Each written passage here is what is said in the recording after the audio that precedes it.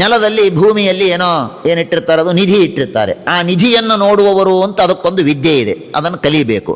ಅಪರೋಕ್ಷ ಜ್ಞಾನಿಗೆ ಅದು ಬೇಕಾಗಿಲ್ಲ, ಅದೇನೂ ಬೇಕಾಗಿಲ್ಲ. ಜ್ಞಾನ ಆಯಿತೋ ಜ್ಞಾನ ಸಾಮರ್ಥ್ಯದಿಂದಲೇ ಎಲ್ಲ ಆಗತ್ತೆ ಅವನಿಗೆ, ಜ್ಞಾನದ ಸಾಮರ್ಥ್ಯದಿಂದಲೇ ಎಲ್ಲ ಆಗತ್ತೆ. ಇದು ಅಪರೋಕ್ಷ ಜ್ಞಾನದ ಮಹಿಮೆ. ಯಾಕೆ ಅಂದರೆ ಇಷ್ಟೆಲ್ಲ ಬಿಟ್ಟಿರ್ತಾರಲ್ಲ, ಅಪರೋಕ್ಷ ಜ್ಞಾನ ಪಡೆಯೋದು ಅಂದರೆ ಏನು ಸುಲಭನಾ? ಎಷ್ಟು ವರ್ಷಗಳಿಂದ ಎಲ್ಲ ಕಾಮನೆಗಳನ್ನು, ಸಕಾಮ ಕರ್ಮಗಳನ್ನು ಬಿಟ್ಟು ಬಿಟ್ಟು ಬಿಟ್ಟು ಬಿಟ್ಟು ಬಿಟ್ಟು ಎಲ್ಲವನ್ನೂ ಬಿಟ್ಟು ಬಂದಿರ್ತಾರೆ. ಹಾಗಾಗಿ ಅವರಿಗೆ ದೇವರಂತಾನೆ, ನೀನು ಸಕಾಮ ಕರ್ಮ ಇಷ್ಟು ಬಿಟ್ಟಿಯಲ್ಲಪ್ಪ, ನೀನೇನಂತೀಯೋ ನಾನು ಕೊಡ್ತೇನೆ, ನೀನೇನಂತೀಯೋ ಅದು ಕೊಡ್ತೇನೆ. ಹಾಗಾಗಿ ಅವರಂತಾರೆ, ನರೈಹಿ ದುರಧಿಗಮಾನ್ ನೃಪ ವಿಕ್ರಿಯಾಭಿಹಿ. ವಿಕ್ರಿಯ ಅಂದರೆ ಸಕಾಮ ಕರ್ಮಗಳು. ಆ ಸಕಾಮ ಕರ್ಮಗಳನ್ನು ಮಾಡಿದರೂ ಸಿಗದೇ ಇರುವಂತಹ, ತಪಸ್ಸು ಮಾಡಿದರೂ ಸಿಗದೇ ಇರುವಂತಹ ಲೋಕಗಳನ್ನು, ದಿವ್ಯವಾದ ಭೋಗವನ್ನು ನಾನು ನಿನಗೆ ಕೊಡ್ತೇನೆ ನೋಡು ಅಂತ ಹೇಳಿದಾಗ ಅವಳಂತಾಳೆ, ಸರಿ ಏನು ಬೇಕು ಅಂತ ಕೇಳ್ತಾರೆ. ಏನಿಲ್ಲ, ನೀವೇ ಹೇಳಿದ್ರಿ ಸಮಯೇನ, ನೀವೊಂದು ಮಾತಾಡಿದ್ರಿ, ಎಲ್ಲಿಯವರೆಗೆ ಸಂತಾನ ಆಗುವುದಿಲ್ಲವೋ ಅಲ್ಲಿಯವರೆಗೆ ನಾನು ಇರ್ತೇನೆ ಅಂತ. ಮತ್ತೆ ಆ ಕಾಲ ಬಂದಿದೆ, ಅನುಗ್ರಹವನ್ನು ಮಾಡಬೇಕು ಅಂತ ಅವಳು ಪ್ರಾರ್ಥನೆಯನ್ನು ಮಾಡಿದಾಗ, ಆಗಲಿ ಕಾಮಸ್ತದೀಶಭವನಂ ಸದೃಶಂ ವಿಚಕ್ಷ್ವ. ಎರಡು ಹೇಳಿದ್ದವಳು, ನಾನು ಈಗ ಸಂತಾನವನ್ನು ಪಡೆಯಬೇಕು ಅಂದರೆ ನನ್ನ ದೇಹ ನೋಡಿ ಹೇಗಾಗಿದೆ, ಕಡ್ಡಿಯಾದಾಗ ಆಗಿದೆ. ಮೊದಲು ನನ್ನ ದೇಹವನ್ನು ಸರಿ ಮಾಡಿ ಭೋಗ ಮಾಡುವುದಕ್ಕೆ ಒಳ್ಳೆಯ ಒಂದು ಮನೆಯನ್ನು ನಿರ್ಮಾಣ ಮಾಡಿ ಅಂತ ಪ್ರಾರ್ಥನೆ ಮಾಡಿದಾಗ, ಆಗಲಿ ಅಂತ ಅವಶ್ಯ ಆಗಲಿ. ಕಾಮಂ ವಿಮಾನಂ ಕಾಮಗಂ ಕ್ಷತ್ತಃ ತರ್ಹೇವ ಆವಿರಚೀಕರತ. ಏನು ಮಾಡಿದ್ರೆ, ಏನು ಮಾಡಿದ್ರೆ, ತರ್ಹೇವ ಓಂ ಅಂದರು, ಮುಗಿದೋಯ್ತು. ವಿಮಾನ ಬಂದೇ ಬಿಡ್ತು, ವಿಮಾನ ಬಂದೇ ಬಿಡ್ತು. ನಾನು ಯಾಕೆ ಈ ಕಥೆಯನ್ನು ಅಷ್ಟು ಒತ್ತಿ, ಏನ್ರಿ ಬರೀ ಕಥೆ ಮುಗಿಸ್ರಿ ಅಂತ ಅನ್ಬೋದು, ಯಾಕೆ ಒತ್ತಿ ಹೇಳ್ತಾ ಇದ್ದೇನೆ, ಇದು ಅಪರೋಕ್ಷ ಜ್ಞಾನದ ಮಹಿಮೆ, ಇದು ಜ್ಞಾನಿಗಳ ಮಹಿಮೆ. ಹೀಗೂ ಇರಬಹುದಾ ಜ್ಞಾನಿಗಳು ಅನ್ನೋದನ್ನು ನಾವು ತಿಳ್ಕೋಬೇಕು, ಅರ್ಥ ಮಾಡಿಕೊಳ್ಳಬೇಕು. ಹಾಗಾಗಿ ತರ್ಹೇವ, ಆ ಕ್ಷಣದಲ್ಲಿ ವಿಮಾನ ಬಂದಿದೆ. ಎಂಥ ವಿಮಾನ, ಸರ್ವ ಕಾಮಧುಗಂ, ಭಾರಿ ಏನಂತೆಯೋ ಅದನ್ನು ಕೊಡುತ್ತೆ. ಸರ್ವ ರತ್ನ ಸಮನ್ವಿತಂ, ಸರ್ವ ಉಪಚಯೋದರ್ಕಂ, ಮಣಿ ಸ್ತಂಭೈರುಪಸ್ಕೃತಂ, ಒಳ್ಳೊಳ್ಳೆ ದೊಡ್ಡ ದೊಡ್ಡ ಮಣಿಯ ಸ್ತಂಭಗಳು, ಬೇಕಾದಷ್ಟು ಹಾಸಿಗೆಗಳು. ಸರ್ವಕಾಲ ಸುಖಾವಹಂ, ಬೇಸಿಗೆಯಲ್ಲಿ ತಂಪಿಗಿರುತ್ತೆ, ಚಳಿಗಾಲದಲ್ಲಿ ಬಿಸಿ ಇರುತ್ತೆ, ಮಳೆಗಾಲದಲ್ಲಿ ನೀರು ಬರೋದಿಲ್ಲ. ಅಂತಹ ದೊಡ್ಡದಾದಂತಹ ಅದ್ಭುತವಾದಂತಹ ಮನೆ. ಪಟ್ಟಿಕಾಭಿಹಿ, ನಾನಾ ತರಹದ ವಸ್ತ್ರಗಳು, ದುಕೂಲ, ಕ್ಷೌಮ, ಕೌಶೇಯ, ನಾನಾ ತರಹದ ವಸ್ತ್ರಗಳು. ಹೋಗಲಿ, ವಿಮಾನ ಅಂದರೆ ಬರೀ ಸುಮ್ಮನೆ ವಿಮಾನ ಅಂದರೆ, ವಿಮಾನ ಅನ್ನೋದಕ್ಕೆ ಬರೀ ಫ್ಲೈಟ್ ಅಂತ ಅರ್ಥ ಅಲ್ಲ, ವಿಮಾನ ಅಂದರೆ ಮನೆ ಅಂತ ಅರ್ಥ. ವಿಮಾನ ಅನ್ನೋದಕ್ಕೆ ದೊಡ್ಡದಾದ ಮನೆ, ಹಾರುವ ಮನೆ ಅಂತ ಇಟ್ಟುಕೊಳ್ಳಬಹುದು. ಅದು ಹೇಗಿತ್ತು ಅಂದರೆ ಬರೀ ಒಂದು ಫ್ಲೋರ್ ಅಲ್ಲ, ಮಲ್ಟಿ ಫ್ಲೋರ್, ಉಪರಿ ವಿನ್ಯಸ್ತ, ಒಂದಾದ ಮೇಲೆ ಒಂದು, ಒಂದಾದ ಮೇಲೆ ಒಂದು, ಹೀಗೆ ಇರುವಂತಹ ಮನೆಗಳು.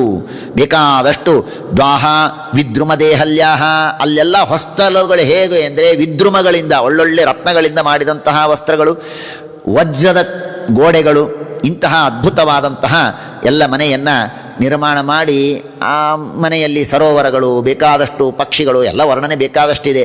ಎಲ್ಲ ಮನೆ ನಿರ್ಮಾಣ ಆಯಿತು. ಮನೆ ನಿರ್ಮಾಣ ಆದ ಮೇಲೆ ಇವಳು ನಿಂತಿದ್ದಾಳೆ ಹೊರಗೆ, ನೋಡಿದ್ಲು, ಮತ್ತೆ ನಾಚಿಕೆ ಆಯಿತು ಅವಳಿಗೆ. ಇಂಥ ಮನೆಯೊಳಗೆ ಇಂಥ ರೂಪ ಇಟ್ಕೊಂಡು ಹೇಗೆ ಹೋಗೋದು? ಏನು ಯೋಚನೆ ಮಾಡಬೇಡ, ಸ್ನಾನ ಮಾಡು ಅಂತಂದಿದ್ದಾರೆ. ಸ್ನಾನ ಮಾಡ್ತಾ ಇದ್ದಾಳೆ. ಸ್ನಾನ ಮಾಡಿದ ಕೂಡಲೇ ಅಲ್ಲಿ ಅವಳು ಸ್ನಾನ ಮಾಡಿ ಎದ್ದು ಬರೋದಕ್ಕೇನೆ 1,000 ದಾಸಿಯರೆಲ್ಲ ಬಂದಿದ್ದಾರೆ. ಬಂದು ಅವಳನ್ನು ಒಳಗೆ ಕರೆದುಕೊಂಡು ಹೋಗಿ ಬಹಳ ಸುಂದರವಾಗಿ ಅವಳಿಗೆಲ್ಲ ಹೆರಳು ಹಾಕಿ ಮತ್ತೊಂದು ಏನೇನು ಅಲಂಕಾರ ಮಾಡಬೇಕೋ ಎಲ್ಲ ಅಲಂಕಾರವನ್ನು ಮಾಡಿ ಸಿದ್ಧ ಮಾಡಿದ್ದಾರೆ. ಅನ್ನಂ ಸರ್ವಗುಣೋಪೇತಂ ಪಾನಂ ಚೈವ ಅಮೃತಾಸಮಂ, ಒಳ್ಳೆ ಉತ್ತಮ ತಿನ್ನೋದಕ್ಕನ್ನ, ಕುಡಿಯೋದಕ್ಕೆ ನೀರು, ಏನೇನು ಬೇಕೋ ಎಲ್ಲವನ್ನು ಕೊಟ್ಟಿದ್ದಾರೆ. ಆದ ಮೇಲೆ ಇವರು ಬಂದ್ರಲ್ಲ, ಇವರು ಬಂದ ಮೇಲೆ ಅವಳು ಮತ್ತೆ ನಾಚಿಕೊಂಡ್ಳು. ಇವಳು ಭಾರಿ ಸುಂದರವಾಗಿ ಇವಳು ತಯಾರಾಗಿದ್ದಾಳೆ, ಅವರು ಹಾಗೆ ಇನ್ನೂ ಗಡ್ಡ ಎಲ್ಲ ಬಿಟ್ಕೊಂಡು ಕೂತಿದ್ದಾರೆ. ಆಗ ಮತ್ತೆ ಅವರು ಸಂಶಯಂ ಪ್ರತ್ಯಪದ್ಯತ, ಆಶ್ಚರ್ಯ ಆಯ್ತಂತ ಅವಳಿಗೆ. ಭಾಗವತ ಹೇಳುತ್ತೆ, ಹೀಗೂ ಇರುತ್ತಾ ಜ್ಞಾನಿಗಳ ಮಹಿಮೆ.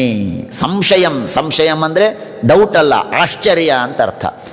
ಆಶ್ಚರ್ಯ ಆಯ್ತಂತೆ, ಏನಿದು ಜ್ಞಾನಿಗಳ ಮಹಿಮೆ, ಎಂಥ ಮಹಿಮೆ ಇದೆ ಅಂತ ಆಶ್ಚರ್ಯ ಆಗಿದೆ. ಆಗ ಕಿಂ ದುರಾಪಾದನಂ ತೇಷಾಂ ಪುಂಸಾಂ ಉದ್ದಾಮ ಚೇತಸಾಂ ಯೈಹಿ ಆಶ್ರಿತ ತೀರ್ಥ ಪದಶ್ಚರಣೋ ವ್ಯಸನಾತ್ಯಯ.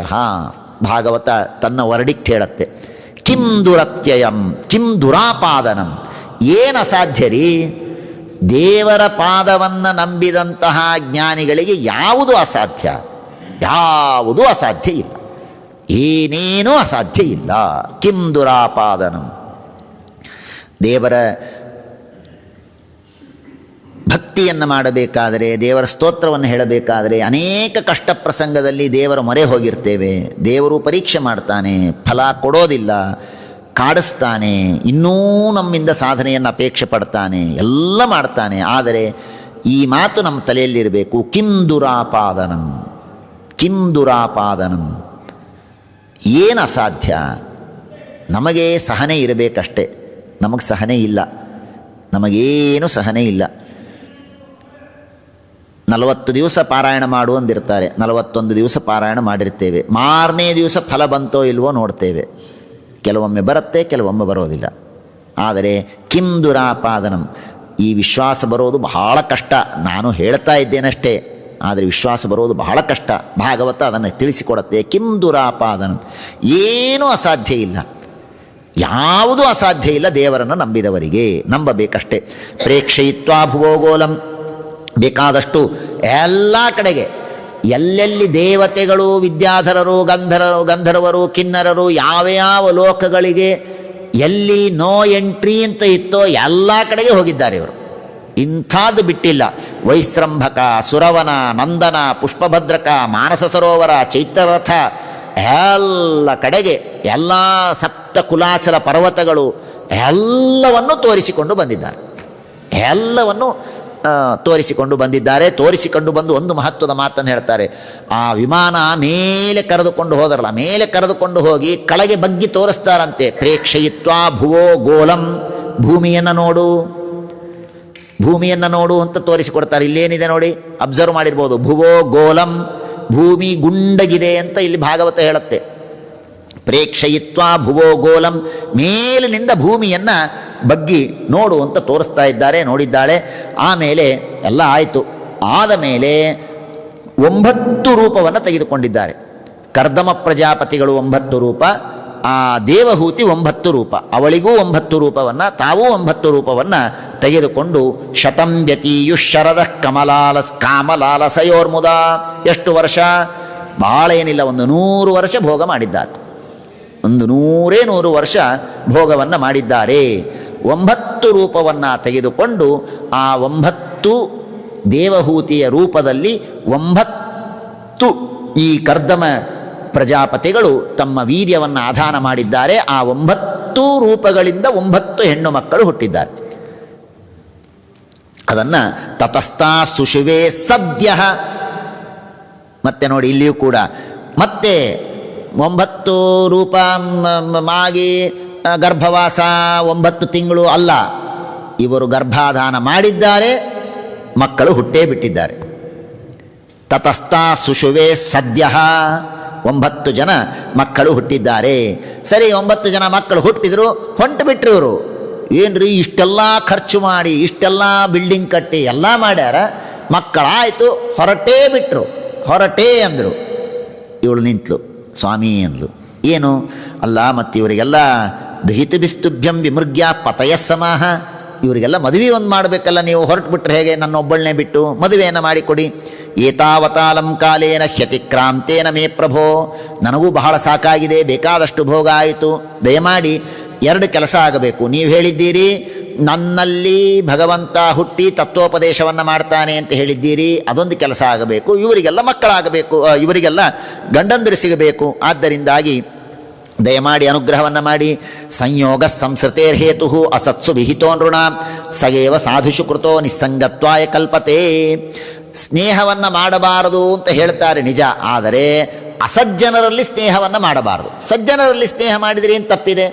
ಆದ್ದರಿಂದಾಗಿ ನನಗೆ ಉತ್ತಮ ಗಂಡು ಸಂತಾನ ಆಗಬೇಕು. ಸಾಹಂ ಭಗವತೋ ನೂನಂ ವಂಚಿತಾ ಮಾಯೆಯ ಭೃಶಂ ಯಾ ತ್ವಾಂ ವಿಮುಕ್ತಿದಂ ಪ್ರಾಪ್ಯ ನಮುಮುಕ್ಷೇಹ ಬಂಧನ.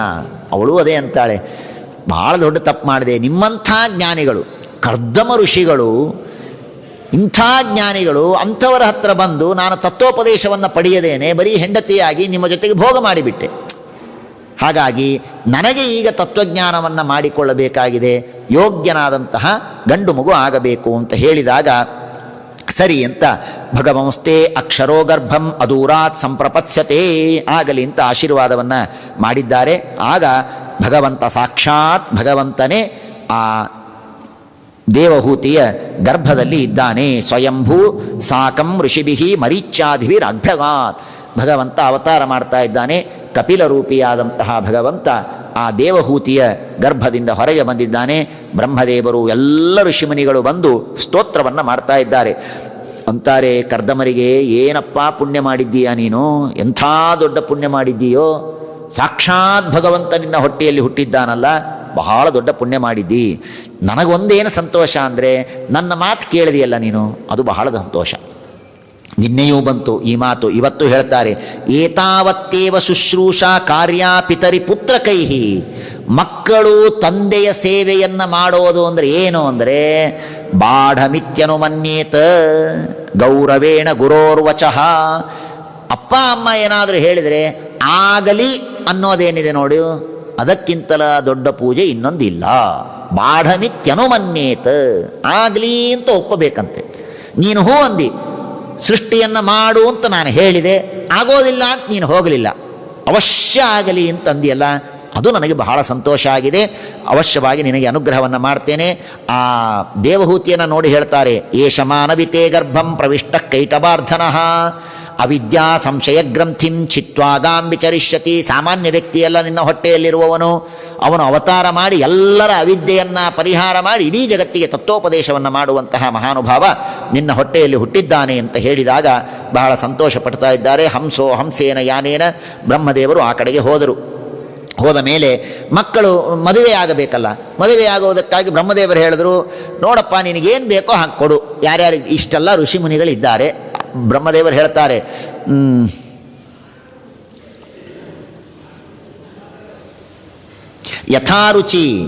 ಯಥಾರುಚಿ ಆತ್ಮಜೇನ ಪರಿದೇಹ್ಯಾಂಗ. ನಿನಗೆ ಯಾರು ಸೇರ್ತಾರೋ ಅವರಿಗೆ ಮಕ್ಕಳನ್ನು ಮದುವೆ ಮಾಡಿಕೊಡು ಅಂತ ಹೇಳಿದಾಗ ಮರೀಚಿಗೆ ಕಲಾ ಅನ್ನೋವಳನ್ನು ಮರೀಚಿಗೆ ಕೊಡ್ತಾನೆ. ಅತ್ರಿ ಋಷಿಗಳಿಗೆ ಅನಸೂಯಾಳನ್ನು ಕೊಡ್ತಾನೆ.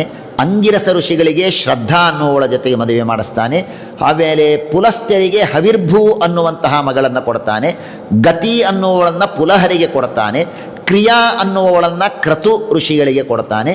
ಭೃಗು ಋಷಿಗಳಿಗೆ ಖ್ಯಾತಿಯನ್ನು ಕೊಡ್ತಾನೆ. ಅರುಂಧತಿಯನ್ನು ವಸಿಷ್ಠ ಋಷಿಗಳಿಗೆ ಕೊಡ್ತಾನೆ. ಶಾಂತಿಯನ್ನು ಅಥರ್ವ ಎಂಬಂತಹ ಋಷಿಗಳಿಗೆ ಕೊಡ್ತಾನೆ. ಹೀಗೆ ಎಲ್ಲ ಮಕ್ಕಳನ್ನು ಕೊಡ್ತಾನೆ. ಅವರಿಂದ ಮತ್ತೆ ಮುಂದೆ ಸಂತಾನ ಆಗುತ್ತೆ, ಅದು ಮುಂದೆ ಬರುತ್ತೆ. ಬಹುಜನ್ಮ ವಿಪಾಕೇನ ಸಮ್ಯಗ್ ಯೋಗ ಸಮಾಧಿನ. ಆಮೇಲೆ ಆ ಕಪಿಲ ಭಗವಂತನ ಹತ್ತಿರ ಬಂದು ಪ್ರಾರ್ಥನೆಯನ್ನು ಮಾಡ್ತಾನೆ. ಕರ್ದಮ ಋಷಿಗಳು ಪ್ರಾರ್ಥನೆಯನ್ನು ಮಾಡಿ, ಸ್ವಾಮಿ ನೀನು ಬಂದಿದ್ದಿ, ಬಹಳ ಸಂತೋಷ, ನಾನು ವನಕ್ಕೆ ಹೋಗಿ ತಪಸ್ಸು ಮಾಡ್ತೇನೆ, ಅನುಮತಿಯನ್ನು ಕೊಡಬೇಕು. ಪರಂ ಪ್ರಧಾನಂ ಪುರುಷಂ ಮಹಾಂತಂ ಕಾಲಂ ಕವಿಂ ತ್ರಿವೃತಂ ಲೋಕಪಾಲಂ. ಭಗವಂತನನ್ನು ತ್ರಿವೃತ ಅಂತ ಕರೀತಾರೆ. ತ್ರಿವೃತ ಅಂತ ಯಾಕೆ ತ್ರಿವೃತ ಅಂತ ಕರೀತಾರೆ ಅಂದರೆ, 3 ವೇದಗಳು ಭಗವಂತನನ್ನು ಬೇಕು ಬೇಕು ಬೇಕು ಅಂತ ಕರೆಯತ್ತಂತೆ. 3 ವೇದಗಳು ಭಗವಂತನನ್ನು ವರ್ಣ ಮಾಡತ್ತೆ. ಭಗವಂತ ಬೇಕು, ನಮಗೆ ಬೇಕು, ನಮಗೆ ಬೇಕು, ನಮಗೆ ಬೇಕು ಅಂತ ಭಗವಂತನನ್ನು ಸ್ವೀಕಾರ ಮಾಡತ್ತಂತೆ.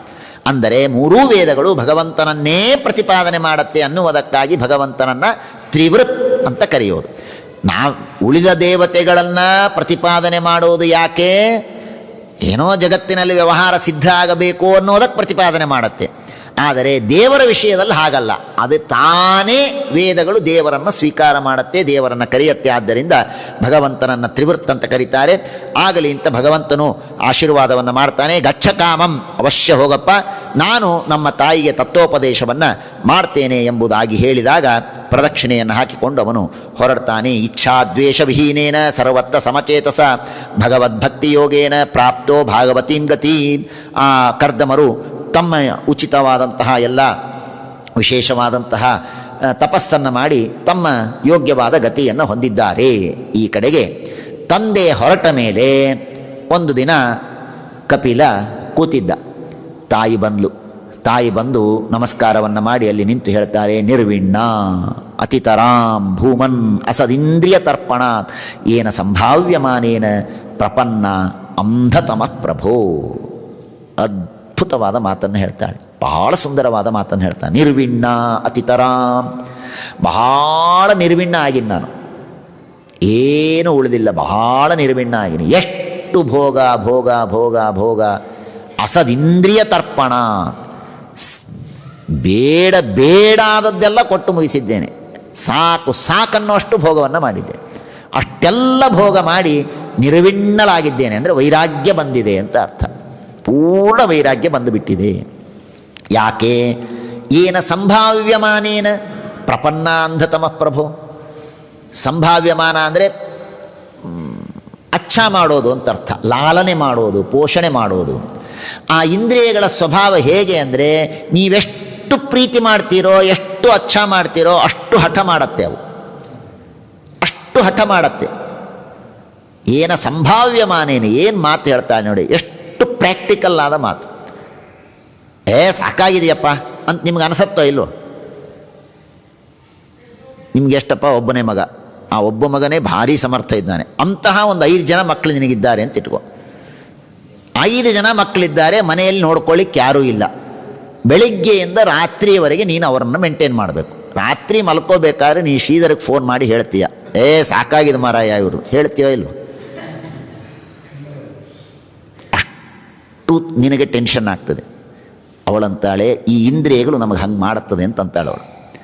ಏನ ಸಂಭಾವ್ಯಮಾನೇನ, ಮೊದಲು ಹೊಸದಾಗಿದ್ದಾಗ ಏನೋ ಅಚ್ಚ ಮಾಡಿ ಆಯ್ತಪ್ಪ ಕಣ್ಣು ನೋಡಪ್ಪ ಅಂತ ಬಿಟ್ವಿ, ಕಿವಿಕೆ ಏನು ಒಂದು ದಿವಸ ಕೇಳ್ತಾನೆ ಕೇಳಪ್ಪ ಅಂತ ಬಿಟ್ವಿ, ಏನೋ ಬೇಕು ಮಿರ್ಚಿ ತಿನ್ನಬೇಕು ತಿನ್ನಪ್ಪ ಅಂತ ಬಿಟ್ವಿ.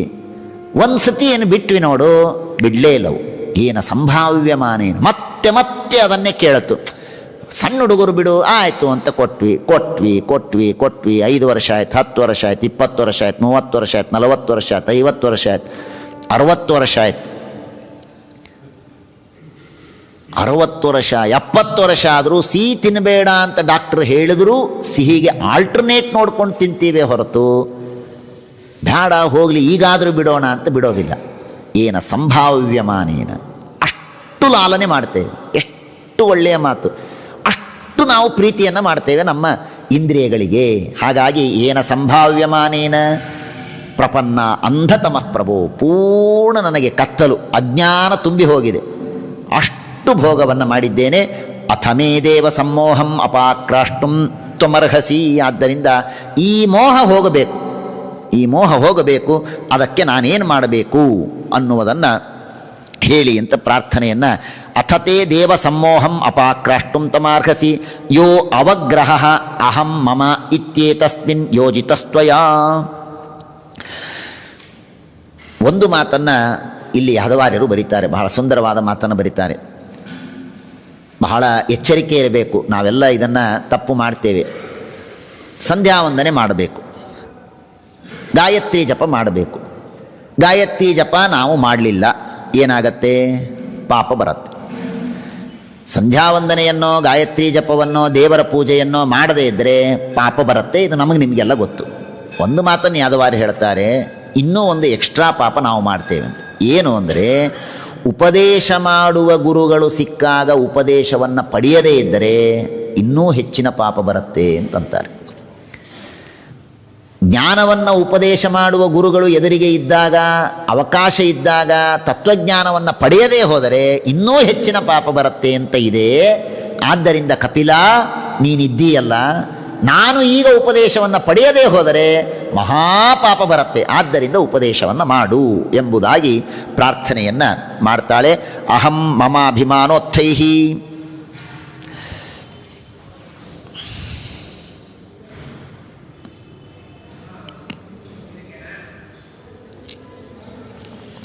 ಚೇತಃ ಖಲ್ವಸ್ಯ ಬಂಧಾಯ ಮುಕ್ತಯೇ ಚಾತ್ಮನೋಮತಂ. ಏನಪ್ಪ ಭಗವಂತ ಹೇಳ್ತಾನೆ, ಆಯ್ತಮ್ಮ ಉಪದೇಶ ಮಾಡ್ತೇನೆ ಅಂತ ಉಪದೇಶವನ್ನು ಪ್ರಾರಂಭ ಮಾಡ್ತಾನೆ. ಕಪಿಲ ಉಪದೇಶ ಬಹಳ ವಿಸ್ತಾರವಾಗಿ ಇದೆ, ಅಲ್ಲಲ್ಲಿ ಕೆಲವು ವಿಷಯಗಳನ್ನು ಮಾತ್ರ ತಿಳಿತಾ ಹೋಗೋಣ. ಬಹಳ ಈ ಕಪಿಲ ಉಪಾಖ್ಯಾನ ಸಾಂಖ್ಯತತ್ವ ಅನ್ನೋದು ತುಂಬ ಡೀಪಾಗಿರುವಂಥದ್ದು. ಅಷ್ಟು ಡೀಪಾಗಿ ಅರ್ಥ ಮಾಡಿಕೊಳ್ಳೋದು ಕಷ್ಟ, ಬಹಳ ಸೂಕ್ಷ್ಮ ವಿಷಯಗಳಿದೆ. ಪ್ರಧಾನವಾದ ವಿಷಯಗಳನ್ನು ಅರ್ಥ ಮಾಡಿಕೊಳ್ಳುವ ಪ್ರಯತ್ನವನ್ನು ಮಾಡೋಣ. ದೇವರು ಹೇಳ್ತಾನೆ, ಚೇತಃಖಲ್ವಸ್ಯ ಬಂಧಾಯ, ಮೊಟ್ಟ ಮೊಟ್ಟ ಮೊದಲನೇದ್ದೇನು ನೋಡು ಅಂದರೆ ಈ ಮನಸ್ಸು. ಈ ಮನಸ್ಸಿದೆಯಲ್ಲ, ಇದೇ ನಮಗೆ ಸಂಸಾರಕ್ಕೆ ಕಾರಣ. ಹಾಗಂತ ಈ ಮನಸ್ಸನ್ನು ದೂರ ಇಡ್ತೀಯ? ಇಡೋ ಹಾಗಿಲ್ಲ. ಯಾಕೆ ಅಂದರೆ ಇದೇ ನಮಗೆ ಮುಕ್ತಿಗೂ ಕಾರಣ. ಮುಕ್ತಿಗೂ ಮನಸ್ಸೇ ಕಾರಣ, ಸಂಸಾರಕ್ಕೂ ಮನಸ್ಸೇ ಕಾರಣ. ಒಂದೇ ಒಂದು ಏನು ಅಂದರೆ ಆ ಮನಸ್ಸಿನದೇ ಸಂಗ ಅಂತಿದ್ದರೆ ಸಂಸಾರ, ಸಂಗ ಬಿಟ್ಟರೆ ಮೋಕ್ಷ. ಚೇತಃ ಖಲ್ವಸ್ಯ ಬಂಧಾಯ ಮುಕ್ತಯೇ ಚಾತ್ಮನೋ ಮತಂ ಗುಣೇಶು ಸಕ್ತಂ. ಗುಣೇಶು ಸಕ್ತಂ, ಗುಣೇಶು ಸಕ್ತಂ ಅಂದರೆ ಈ ಎಲ್ಲ ವಸ್ತುಗಳು, ನಾನಾ ತರಹವಾದ ವಿಷಯ ಪದಾರ್ಥಗಳು, ಇದರಲ್ಲಿ ಆಸಕ್ತವಾದರೆ ಬಂಧನ, ಇದನ್ನು ಬಿಟ್ಟು ಬಿಟ್ಟರೆ ಮೋಕ್ಷ. ಆದ್ದರಿಂದ ಅಹಂ ಮಮಾಭಿಮಾನೋತ್ಥೈ ಕಾಮಲೋಭಾಧಿಬಿರ್ಮಲೈ ವೀತಂ ಯದಾ ಮನಃಶುದ್ಧಂ ಅದುಃಖಂ ಅಸುಖಂ. ಏನಿದು ಅಹಂ ಮಮ ಅಂದರೆ? ಈಗೊಂದು ವಸ್ತುವನ್ನು ನೋಡ್ತೀವಿ. ನನ್ನ ಕೈಯಲ್ಲಿ ಒಂದು ವಾಚ್ ಇದೆ. ಈ ವಾಚನ್ನು ನೋಡಿದಾಗ ನನಗೆ ಇದು ನನ್ನದು ಅಂತ ಅನಿಸುತ್ತೆ. ಹೌದು ಅಲ್ವೋ? ಇದು ನನ್ನದು ಅಂತ ಅನಿಸುತ್ತೆ. ಈ ನನ್ನದು ಅಂತ ಅನಿಸಿದ ಮೇಲೆ ಏನಾಗತ್ತೆ?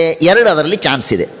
ಒಂದು ವಸ್ತುವಿನ ಬಗ್ಗೆ ನಮಗೆ ಸ್ನೇಹ ಬಂದಾಗ ಎರಡು ಬರುವ ಚಾನ್ಸ್ ಇದೆ, 2, 3 ಬರೋದು. ಮೊದಲನೇದ್ದು ಅದಿನ್ನೂ ನನ್ನದಾಗದೇ ಇದ್ದಾಗ ಮೊದಲೇನನಿಸುತ್ತೆ? ಲೋಭ ಬರುತ್ತೆ. ಲೋಭ ಬರುತ್ತೆ, ಅದು ಬೇಕಾಗಿತ್ತು ಅಂತ. ಆಮೇಲೆ ಕಾಮ ಹುಟ್ಟತ್ತೆ. ಕಾಮ ಹುಟ್ಟತ್ತೆ, ಅದು ಬೇಕೇ ಬೇಕು ಅಂತ ಅನಿಸುತ್ತೆ. ಅದನ್ನು ಇನ್ನೊಬ್ರು ಯಾರಾದರೂ ತೊಗೊಂಡು ಹೋದರೆ ಕ್ರೋಧ ಬರುತ್ತೆ. ಹೀಗೆ ಎಲ್ಲದಲ್ಲೂ ಎಲ್ಲ ಬರುತ್ತೆ ಅಂತಲ್ಲ, ಅಂತೂ ಒಟ್ಟಾರೆ ಏನಾಗತ್ತೆ ಅಂದರೆ ಈ ಮಮ ಅನ್ನೋದು ಯಾವಾಗ ಬರುತ್ತೆ ನೋಡಿ, ಆಗ ಕಾಮ ಲೋಭ ಇವುಗಳು ಶುರುವಾಗೋದೆ. ಹಾಗಾಗಿ ಕಾಮಲೋಭ ಇವು ಯಾವಾಗ ಬರುತ್ತೆ ನೋಡಿ, ಆ ಕಾಮಲೋಭ ಬಂತೋ ಬಂಧನ ಅಂತ ಅರ್ಥ. ಇನ್ನೇನಿಲ್ಲ, ಸಿಂಪಲ್. ಬಂಧನ ಅಂದರೆ ಇನ್ನೇನಿಲ್ಲ. ಬಂಧನ ಅಂದರೆ ಏನು? ಏನಿಲ್ಲ. ಈಗ ಜಡಭರತನ ಕಥೆಯನ್ನು ಕೇಳ್ತೇವೆ. ಆ ಭರತ ಚಕ್ರವರ್ತಿಗೆ ಏನಾಯಿತು? ಭರತ ಚಕ್ರವರ್ತಿಗೆ ಆದದ್ದೇನು? ಆ ಜಿಂಕೆ ಮರಿ. ಆ ಜಿಂಕೆಯ ಮರಿ ಅಲ್ಲಿ ಬಿದ್ದು ಹೋಗಿತ್ತು. ಸುಮ್ಮನೆ ಕೂತಿದ್ರೆ ಸುಮ್ಮನೆ ಇರ್ತಿದ್ದ. ಆ ಜಿಂಕೆಯ ಮರಿಯನ್ನು ಎತ್ಕೊಂಡು ಹೋಗಿ ಪಕ್ಕಕ್ಕಿಟ್ಟಿದ್ರೂ ಕೆಲಸ ಆಗ್ತಿತ್ತು. ಎತ್ಕೊಂಡ ಅದರ ಮೇಲೆ ಸ್ನೇಹ ಮಾಡಿದ. ಏನಾಯಿತು? ಆ ಸ್ನೇಹ ಯಾವಾಗ ಶುರುವಾಯಿತು ನೋಡಿ, ಆಗ ಬಂಧನ ಅಂತ ಬಂತು ಅಷ್ಟೇ. ಹಾಗಾಗಿ ಸ್ನೇಹ ಇದು ಬಂಧನಕ್ಕೆ ಕಾರಣ. ಯಾವಾಗ ಆ ಸ್ನೇಹವನ್ನು ದೂರ ಮಾಡ್ತಾನೋ ಆಗ ಅವನ ಮನಸ್ಸು ಶುದ್ಧವಾಗತ್ತೆ. ಇದು ಒಟ್ಟಾರೆ ತತ್ವ. ಜ್ಞಾನ ವೈರಾಗ್ಯಯುಕ್ತೇನ ಭಕ್ತಿಯೋಗೇನ ಚಾತ್ಮನ ಪರಿಪಶ್ಯತ್ಯುದಾಸೀನ ಪ್ರಕೃತಿಂಚ ಹತೋಜಸ. ಪ್ರಕೃತಿಂತ ಮುಂದೊಂದು ಮಾತು ಬರುತ್ತೆ, ಅಲ್ಲಿ ಹೇಳ್ತೇನೆ. ಎಷ್ಟು ಸುಂದರವಾಗಿ ಮಾತು ಹೇಳ್ತಾರೆ ಅಂದರೆ, ಈ ಪರಮಾಚ್ಛಾದಿಕ ಜೀವಾಚ್ಛಾದಿಕ ಎಲ್ಲ ಇದೆಯಲ್ಲ, ಇದು ನೀನು ಗಟ್ಟಿ ಮನಸ್ಸು ಮಾಡು, ಅವು ಏನೂ ಮಾಡೋದಿಲ್ಲ ನಿನಗೆ. ಸುಮ್ಮನೆ ಮೂಲೆಯಾಗಿ ಬಿದ್ದಿರ್ತಾವೆ. ಹತೌಜಸಾಂ, ಅದರ ಕಾಂತಿಯೆಲ್ಲ ಹೋಗಿಬಿಡುತ್ತದಂತೆ. ಯಾವಾಗ ನೀನು ಇಂದ್ರಿಯ ನಿಗ್ರಹವನ್ನು ಮಾಡಿ ಜ್ಞಾನ ವೈರಾಗ್ಯ ಎಲ್ಲ ಪಡೆದು ಭಕ್ತಿಯನ್ನು ದೇವರಲ್ಲಿ ಮಾಡಲಿಕ್ಕೆ ಶುರು ಮಾಡಿದರೆ, ಏನ್ರಿ ಪರಮಾಚ್ಛಾದಿಕ ಜೀವಾಚ್ಛಾದಿಕಾದ ಏನು ಮಾಡೋದು? ಏನು ವಿಚಾರ ಮಾಡಬೇಡ. ಅವು ಹತೌಜಸಾಂ, ಬಾಯಿ ಮುಚ್ಕೊಂಡು ಮೂಲೆಯಾಗಿ ಕೂತಿರ್ತಾವೆ. ಅಷ್ಟು ನಿನ್ನ ಜ್ಞಾನ ವೈರಾಗ್ಯಕ್ಕೆ ಅಷ್ಟು ಸಾಮರ್ಥ್ಯ ಇದೆ. ಜ್ಞಾನ ವೈರಾಗ್ಯ ಯುಕ್ತೇನ ಭಕ್ತಿ ಯೋಗೇನ ಚಾತ್ಮನ. ಯಾವಾಗ ನೀನು ಮಾಡ್ತೀಯೋ ಪರಿಪಶ್ಯತ್ಯುದಾಸೀನ, ಯಾವುದದು ಪರಮಾಚ್ಛಾದಿಕ, ಇದು ಉದಾಸೀನವಾಗತ್ತೆ. ನಿನಗೇನು ಕಷ್ಟ ಕೊಡೋದಿಲ್ಲ, ತನ್ನಷ್ಟಕ್ಕೆ ತಾನಿರುತ್ತೆ. ನೀನು ದೇವರ ಧ್ಯಾನವನ್ನು ಮಾಡಬಹುದು. ನಯುಜ್ಯಮಾನಯ ಭಕ್ತ್ಯ ಭಗವತ್ಯಖಿಲಾತ್ಮನಿ ಸದೃಶೋಸ್ತಿ ಶಿವಃ ಪಂಥಾಃ. ಒಳ್ಳೆಯ ದಾರಿ, ಮೋಕ್ಷಕ್ಕೆ ಹೋಗಲಿಕ್ಕೆ ಬೆಸ್ಟ್ ಹೈವೇ, ಅತೀ ಭಾರಿ ಹೈವೇ, ದಿಲ್ಲಿ ಆಗ್ರಾ ಹೈವೇ ಯಾವುದು ಅಂದರೆ ಯುಜ್ಯಮಾನೇನ ಭಕ್ತ್ಯ. ದೇವರಲ್ಲಿ ಭಕ್ತಿ ಮಾಡುವುದು ಅಂತೇನಿದೆ ನೋಡಿ, ಅದಕ್ಕಿಂತಲೂ ದೊಡ್ಡದಾದ ದಾರಿ ಜಗತ್ತಿನಲ್ಲಿ ಇನ್ನೊಂದಿಲ್ಲ. ಆದ್ದರಿಂದ ಭಕ್ತಿಯನ್ನು ಮಾಡು. ಪ್ರಸಂಗ ಮಜರಂ ಪಾಶಂ ಆತ್ಮನಃ ಕವಯೋ ವಿದುಹು ಸಯೇವ ಸಾಧುಷು ಕೃತಃ ಮೋಕ್ಷದ್ವಾರಮಪಾಮೃತಂ. ಸಂಘ ಅನ್ನೋದು ಇದು ಬಂಧನ ಅಂತ ಹೇಳಿದ್ದು ನಿಜ, ಆದರೆ ಸಜ್ಜನರ ಸಂಘ ಅಲ್ಲ. ಸಜ್ಜನರ ಸಂಘ ಅಲ್ಲ. ಸಂಘ ಇದು ಬಂಧಕ ಅಂತಂದ ಮಾತ್ರಕ್ಕೆ ಎಲ್ಲ ಸಂಘವೂ ಬಂಧಕ ಆಗೋದಿಲ್ಲ. ಆದ್ದರಿಂದ ಸಜ್ಜನರಲ್ಲಿ ಸಂಘವನ್ನು ಮಾಡು. ಮಯ್ಯನನ್ಯೇನ ಭಾವೇನ ಭಾವಿತಂ ಕುರುವಂತಿಯೇ ದೃಢಾಂ ಮತ್ಕೃತೆ ತ್ಯಕ್ತ ಭಾವೇನ.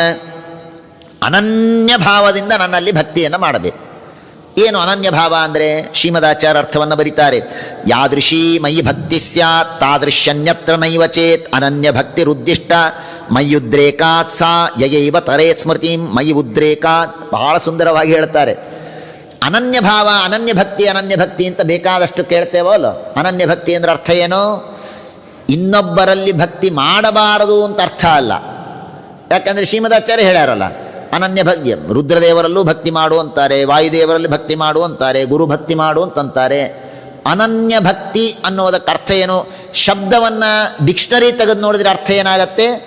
ಅನ್ಯ ಭಕ್ತಿಯನ್ನು ನ ಮಾಡಬೇಡ ಅಂತ ಅರ್ಥ ಆಗತ್ತೆ. ಆದರೆ ಶ್ರೀಮದಾಚಾರ್ಯ ಅರ್ಥ ಹೇಳ್ತಾರೆ, ಅನನ್ಯ ಭಕ್ತಿ ಅಂದರೆ ನನ್ನಲ್ಲಿ ಹೇಗೆ ಭಕ್ತಿ ಮಾಡ್ತೀಯೋ ಹಾಗೆ ಇನ್ನೊಬ್ಬರಲ್ಲಿ ಮಾಡಬೇಡ. ಇದು ಅನನ್ಯ ಭಕ್ತಿ. ಮಾಡು, ಎಲ್ಲರಲ್ಲೂ ಭಕ್ತಿ ಮಾಡು, ಆದರೆ ನನಗೇನು ಮಾಡ್ತೀಯೋ ಅಷ್ಟು ನೀನು ಮಾಡಬೇಡ. ನನಗೇನಾದರೂ ಒಂದು ಸ್ಪೆಷಾಲಿಟಿ ಕೊಡು. ಸುಮ್ಮನೆ ಎಲ್ಲರ ಜೊತೆ ನೀನು ಬರ್ರಿ ಎಲ್ಲರೂ ಒಂದೇ ಸ್ಟೇಜ್ ಮೇಲೆ ಕೂಡ್ರಿ ಅಂತ ನನಗೆ ರುದ್ರದೇವರಿಗೆ ಎಲ್ಲ ಪಂಚಾಯತನ ಪೂಜೆ ಹಾಗೆಲ್ಲ ಮಾಡಿದ್ರೆ ನಡೆಯೋದಿಲ್ಲ. ನನಗೇನಾದರೂ ಸ್ಪೆಷಲ್ ಮಾಡಬೇಕು ನೀನು. ಅದು ಅನನ್ಯ ಭಕ್ತಿ. ದಾಸರ ಆ ಪದ, ಆ ಹಾಡು ಹೇಳಬೇಕಾದ್ರೆಲ್ಲ ನನಗೆ ಇದೇ ನೆನಪಾಗತ್ತೆ. ಬಾಬಾ ಭಕುತರ ಹೃದಯ ಮಂದಿರ ಅಂತ ಹಾಡು. ಅದರಲ್ಲಿ ಒಂದು ಮಾತು ಬರುತ್ತೆ, ಮತ್ತೊಬ್ಬರನು ಹೀಗೆ ಕರೆಗೆ, ಮತ್ತೊಬ್ಬರನು ಹೀಗೆ ಕರೆಗೆ. ದೇವರಿಗೆ ಬಾ ಬಾ ಬಾ ದೇವರಂತಾನೆ ಏನು ಎಲ್ಲರಿಗೂ ಬಾ ಅಂದಂಗೆ ನನಗೆ ಬಾ ಅಲ್ಲಲ್ಲ. ಮತ್ತೊಬ್ಬ ನಿನಗೆ ಹೆಂಗೆ ಕರಿತೀನಿ ನನಗೆ ಹಿಂಗೆ ಯಾರೂ ಕರೆಯೋದಿಲ್ಲ. ನಿನಗೆ ಕೊಟ್ಟ ಮರ್ಯಾದೆಯನ್ನು ನೀನು ಯಾರಿಗೂ ಮಾಡೋದಿಲ್ಲ. ನಿನಗೆ ಮಾಡಿದ ಸ್ವಾಗತ ಇನ್ನೊಬ್ಬರಿಗಿಲ್ಲ. ನಿನಗೇನಿದೋ ಅದು ಎಕ್ಸ್ಕ್ಲೂಸಿವ್, ನಿನಗೆ ಮಾತ್ರ. ಉಳಿದವರಿಗೆ ಮಾಡ್ತೇವೆ ಇಲ್ಲ ಅಂತಲ್ಲ, ನಿನಗೆ ಮಾಡೋದನ್ನು ಇನ್ನೊಬ್ಬರಿಗೆ ಮಾಡಬಾರ್ದು. ಇದು ಅನನ್ಯ ಭಕ್ತಿ. ಹಾಗಾಗಿ ಶ್ರೀಮದಾಚಾರ್ಯ ಹೇಳ್ತಾರೆ, ಮೈ ಅನನ್ಯೇನ ಭಾವೇನ ಭಕ್ತಿಂ ಕುರುವಂತಿ ಏ ದೃಢಾಂ ಮದಾಶ್ರಯ ಕಥಾಹೃಷ್ಟಾ ಶೃಣ್ವಂತಿ ಕಥಯಂತಿ ಚ ತಪಂತಿ ವಿವಿಧಾಂಸ್ತಾಪಾನ್ ಐಕಾತ್ಮ್ಯಾಗತ ಚೇತಸಃ. ಎಷ್ಟು ನನ್ನ ಸಲುವಾಗಿ ಭಕ್ತರು ಒದ್ದಾಡ್ತಾರೆ ಅಂದರೆ, ಯಾವಾಗಲೂ ದೇವರು ದೇವರು ದೇವರು ದೇವರು, ನನ್ನನ್ನೇ ಕೇಳೋದು ಹಾಡೋದು ಏನು ಮಾಡಿದರೂ ನನಗಾಗಿ ಮಾಡ್ತಾರೆ. ಐಕಾತ್ಮ್ಯಗತ ಚೇತಸಃ. ಐಕಾತ್ಮ್ಯಗತ ಚೇತಸಃ ಅಂತ ಮೇಲೆ ನೋಡಲಿಕ್ಕೆ ಅದ್ವೈತ ಅಂತ ಅನಿಸ್ಬಿಡ್ತದೆ. ದೇವರು ನಾವು ಒಂದೇ ಅಂತ ಅನ್ಕೋತಾರೆ ಅಂತ ಶ್ರೀಮದಾಚಾರ್ಯ ಅರ್ಥ ಬರೀತಾರೆ ಅದಕ್ಕೆ. ಐಕಾತ್ಮ್ಯ ಅಂದರೆ ಏಕಃ ಪೂರ್ಣೋ ಹರಿರ್ ನಾಣ್ಯತ್ ತದನ್ನೇ ತದ್ವಶಾಹ ಇತಿ ಜ್ಞಾನಂ ಸ್ಥಿರಂ ಯತ್ ತದೈಕಾತ್ಮ್ಯ ಮುಚ್ಯತೆ. ದೇವರೊಬ್ಬನೇ ಸರ್ವೋತ್ತಮ, ಉಳಿದವರೆಲ್ಲರೂ ಕೂಡ ಅವನ ದಾಸರು ಅನ್ನುವ ಜ್ಞಾನ ಏನಿದೆಯೋ ಅದನ್ನು ಐಕಾತ್ಮ್ಯ ಜ್ಞಾನ ಅಂತ ಕರೀತಾರೆ. ಹೀಗೆ ನನ್ನನ್ನು ಏತೆ ಸಾಧವ ಸ್ವಾಧ್ವಿ ಸಂಗಸ್ತೇಶ್ವತತೆ ಪ್ರಾರ್ಥ್ಯ ಸಂಗದೋಷ ಹರಾಹಿತೇ. ಎಲ್ಲಿಯೇ ಹೋದರೂ ಕೂಡ ಏನು ಬೇಡಿಕೋ ಅಂದರೆ ಸಜ್ಜನರ ಸಂಘ ಕೊಡು, ಉತ್ತಮರ ಸಂಘವನು ಎನಗಿತ್ತು ಸಲಹೋ ಅಂತ ಬೇಡಿಕೋ. ಸಂಗಸ್ತೇಶ್ವತತೆ ಪ್ರಾರ್ಥ್ಯ. ಏನೋ ಕೋಇನ್ಸಿಡೆನ್ಸ್ಲಿ ಯಾರೋ ನಮಗೆ ಸಜ್ಜನರು ಸಿಗ್ತಾರೆ ಅಂತ ಅನ್ಕೋತ ಕಾಯ್ತಾ ಕೂಡಬೇಡ. ಸಜ್ಜನರ ಸಂಘ ಆಗಲಿ ಅಂತ ಪ್ರಯತ್ನ ಮಾಡು, ಬೇಡಿಕೋ, ಹುಡುಕಿಕೊಂಡು ಸಜ್ಜನರ ಸ್ನೇಹವನ್ನು ಮಾಡು. ಸತಾಂ ಪ್ರಸಂಗಾನ್ ಮಮ ವೀರ್ಯ ಸಂಪದೋ ಭವಂತಿ ಹೃತ್ಕರ್ಣ ರಸಾಯನ ಕಥಾ ತಜ್ಜೋಷಣಾದಾಶ್ವಪವರ್ಗವರ್ತ್ಮನಿ ಶ್ರದ್ಧಾವತಿ ಭಕ್ತಿರನುಕ್ರಮಿಷ್ಯತಿ. ಭಾಳ ಸುಂದರವಾಗಿ ಹೇಳ್ತಾರೆ. ಸಜ್ಜನರ ಸಂಘ ಮಾಡಿದರೆ ಲಾಭ ಏನು ಗೊತ್ತಾ ಅಂದರೆ, ಮೊದಲನೇದ್ದು ನನ್ನ ಕಥೆ ಕೇಳಲಿಕ್ಕೆ ಸಿಗ್ತದೆ, ನನ್ನ ತತ್ವ ಕೇಳಲಿಕ್ಕೆ ಸಿಗುತ್ತದೆ. ತಜ್ಜೋಷಣ, ಆ ಕಥೆಯನ್ನು ಕೇಳಿದ ಮೇಲೆ ಏನಾಗತ್ತೆ? ಶ್ರದ್ಧೆ ಬರುತ್ತೆ. ಶ್ರದ್ಧೆ ಬಂದ ಮೇಲೆ ಭಕ್ತಿರನುತ್ಕ್ರಮಿಷ್ಯತಿ, ಸ್ವಲ್ಪ ಭಕ್ತಿ ಬೆಳೀತಾ ಹೋಗುತ್ತೆ. ಭಕ್ತ್ಯಾ ಪುಮಾನ್, ಭಕ್ತಿ ಬಂದರೆ ಜಾತ ವಿರಾಗ, ವೈರಾಗ್ಯ ಬರುತ್ತೆ. ವೈರಾಗ್ಯ ಬಂದರೆ ದೃಷ್ಟಶ್ರುತ ಆತ್ಮದ್ರವಿಣಾನುಚಿಂತೆಯ. ದೃಷ್ಟಶ್ರುತ ಆತ್ಮದ್ರವಿಣಾನುಚಿಂತೆಯ. ಆತ್ಮದ್ರವಿಣ ಅಂದರೆ ದೇವರು ಎಂಬಂತಹ ದೊಡ್ಡದಾದ ನಿಧಿ. ಹಾಗೆ ಆತ್ಮದ್ರವಿಣ ಅಂದರೆ ದೇವರು ಎಂಬಂತಹ ನಿಧಿ. ಆ ದೇವರು ಎಂಬ ನಿಧಿಯನ್ನು ಏನು ಮಾಡ್ತಾನೆ? ದೃಷ್ಟಶ್ರುತ ಆತ್ಮದ್ರವಿಣಾನುಚಿಂತೆಯ. ಕೆಲವುದನ್ನು ನೋಡಿರ್ತಾನೆ, ನೋಡಿದ್ದನ್ನು ಚಿಂತನೆ ಮಾಡಬೇಕಂತೆ.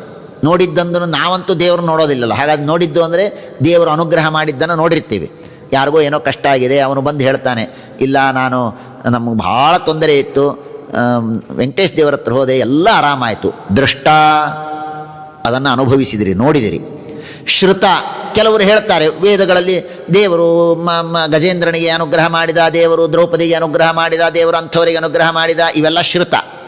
ಕೆಲವು ನೋಡಿ ದೇವರ ಮಹಿಮೆಯನ್ನು ನೆನಪು ಮಾಡಿಕೊಳ್ಳಬೇಕು, ಕೆಲವುದನ್ನು ಕೇಳಿ ದೇವರ ಮಹಿಮೆಯನ್ನು ನೆನಪು ಮಾಡಿಕೊಳ್ಳಬೇಕು. ಎಷ್ಟು ಚೆನ್ನಾಗಿದೆ ನೋಡಿ. ದೃಷ್ಟ, ಶ್ರುತ, ಕೇಳಿದ್ದು ನೋಡಿದ್ದು ಏನೇನಿದೆಯೋ ಅದೆಲ್ಲವನ್ನು ಅನುಚಿಂತೆಯ, ಚಿಂತನವನ್ನು ಮಾಡಿ ಯಾವಾಗಲೂ ನನ್ನಲ್ಲಿ ಭಕ್ತಿಯನ್ನು ಮಾಡ್ತಾರೆ ಎಂಬುದಾಗಿ ತಿಳಿಸಿಕೊಡ್ತಾರೆ. ಆಮೇಲೆ ಭಕ್ತಿ ಎಂದಿಯಲ್ಲ, ಭಕ್ತಿ ಅಂದರೆ ಏನು ಅದರ ಬಗ್ಗೆ ತಿಳಿಸಿಕೊಡು ಅಂತ ಕೇಳಿದಾಗ ಅದನ್ನು ವಿಶೇಷವಾಗಿ ಹೇಳ್ತಾರೆ.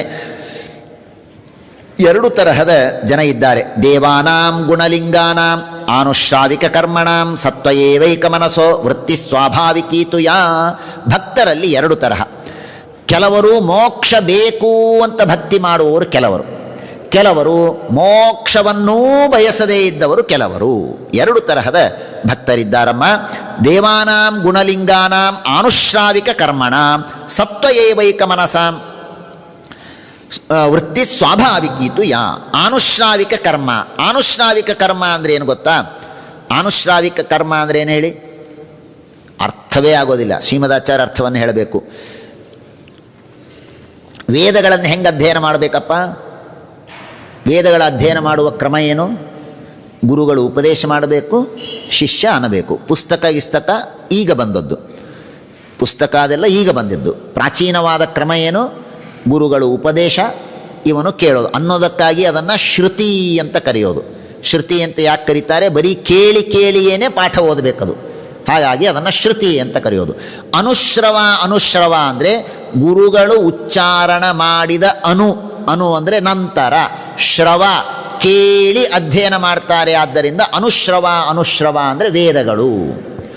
ಆನುಶ್ರಾವಿಕ ಅಂದರೆ ವೇದೋಕ್ತವಾದ ಕರ್ಮಗಳನ್ನು ಮಾಡುವವನು ಅಂತ ಅರ್ಥ. ಆನುಶ್ರಾವಿಕ ಕರ್ಮಣಾಂ ಅಂದರೆ ವೇದೋಕ್ತವಾದ ಕರ್ಮಗಳನ್ನು ಮಾಡುವವನು.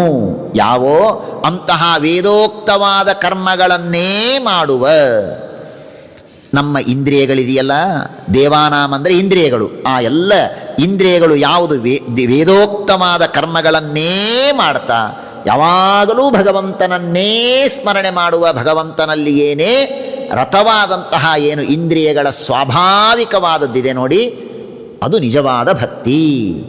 ಯಾವ ಫಲಾಪೇಕ್ಷೆ ಇಲ್ಲದೇನೇ ಮಾಡುವಂತಹ ಭಕ್ತಿ ಏನಿದೆಯೋ ಅದು ಉತ್ತಮವಾದಂತಹ ಭಕ್ತಿ.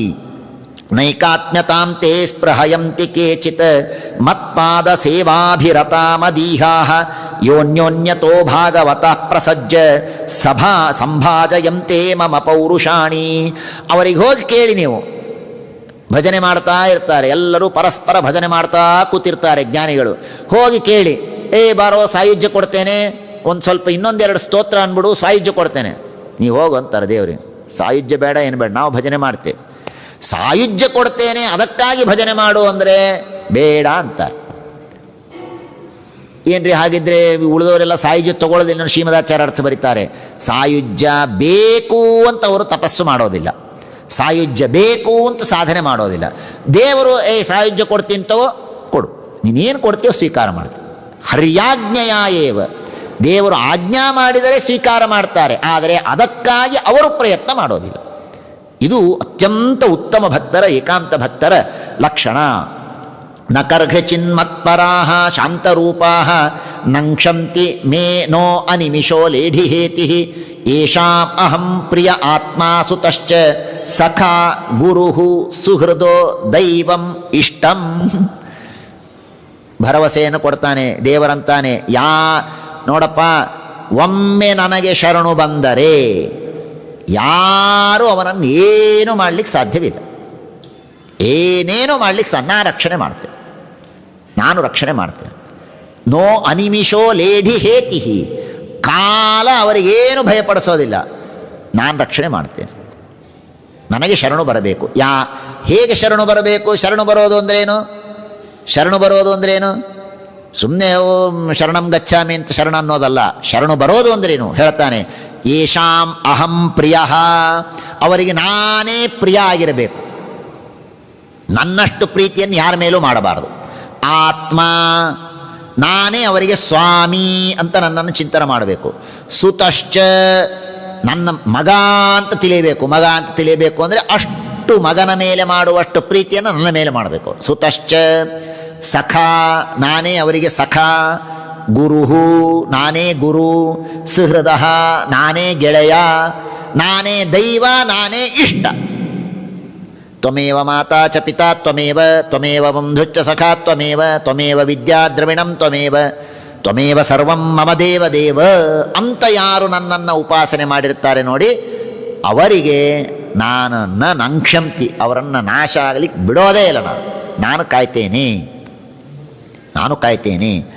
ಏನ್ರಿ ನೀನೇನು ಕಾಯ್ತಿ? ನಿನಗೇನು ಕಾಯ್ಲಿಕ್ಕಾಗ್ತದೆ? ಅವೆಲ್ಲ ಕಾಲಾಗಿಲ್ಲ, ಭಾರಿ ದೊಡ್ಡದು. ಅವ್ರು ಬಂದು ಏನಾದರೂ ಮಾಡೋದು, ಈಗೇನೋ ಅಂತೀರಿ, ಭರವಸೆ ಕೊಟ್ಬಿಡೆ, ನಾ ಇದ್ದೇನೆ ಹೋಗು ಅಂತ. ನಮ್ಮಲ್ಲಿ ಒಬ್ಬರಿದ್ದರು, ಅದನ್ನು ಭಾಳ ಜನ ಅನೇಕ ಸತಿ ನಮ್ಮ ಗುರುಗಳು ದೃಷ್ಟಾಂತ ಕೊಡ್ತಾ ಇರ್ತಾರೆ. ಐನಾಪುರದಲ್ಲಿ ಒಂದು ದೊಡ್ಡ ಬಾವಿ, ಆ ಬಾವಿಯಲ್ಲಿ ಈಜು ಕಲಿಬೇಕಾಗಿದೆ ಒಬ್ಬರಿಗೆ. ಈಜು ಕಲಿಬೇಕಾಗಿದೆ. ಈ ಒಬ್ಬ ವ್ಯಕ್ತಿ ಮೇಲೆ ನಿಂತಾನೆ. ನೀನು ಹಾರು, ನಾ ಇದ್ದೀನಿ ಅಂತಂದ. ಅವಂಗೆ ಸ್ವಯಂ ಈಜು ಬರೋದಿಲ್ಲ. ನೀ ಹಾರು, ನಾ ಇದ್ದೀನಿ ಅಂತಂದಂತೆ. ಹಾಗೆ ದೇವರು ನೀವು ಒಂದು ಸತಿ ನನ್ನ ಹತ್ರ ಬಂದುಬಿಡ್ರಿ, ನಾ ಎಲ್ಲ ನೋಡ್ಕೋತೀನಿ, ಯಾರೂ ನಿಮಗೆ ತ್ರಾಸು ಕೊಡೋದಿಲ್ಲ. ಯಾರೂ ತ್ರಾಸು ಕೊಡೋದಿಲ್ಲ ಅಂದ್ರೆ ಏನ್ರಿ? ಕಾಲ, ಯಮ ಏನು ಸುಮ್ಮನೆ ಬಿಡ್ತಾರ ಅವ್ರು ನಮ್ಮನ್ನು? ಅದಕ್ಕೆ ದೇವರಂತಾನೆ ಮದ್ಭಯಾದ್ ವಾತಿ ವಾತೋಯಂ. ಏನು ಅಂದ್ಕೊಂಡಿದ್ದೀಯ?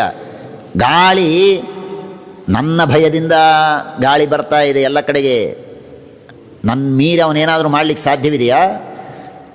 ವಾತೋಯಂ ಸೂರ್ಯಸ್ತಪತಿ ಮದ್ಭಯಾತ್, ಸೂರ್ಯ ಬೆಳಕು ಕೊಡೋದು ನನ್ನಿಂದ. ವರ್ಷತೀಂದ್ರೋ ದಹತ್ಯಗ್ನಿ ಮೃತ್ಯುಶ್ಚರತಿ ಮದ್ಭಯ. ನನ್ನ ಅಧೀನ ಇದೆ, ನನ್ನ ಭಯ ಅವರಿಗೆಲ್ಲರಿಗೂ ಇದೆ, ನಡಗಿ ಹೋಗ್ತಾರೆ ಜ್ಞಾನ ವೈರಾಗ್ಯಯುಕ್ತೇನ. ಆದ್ದರಿಂದ ನನ್ನ ಭಜನೆಯನ್ನು ಮಾಡು.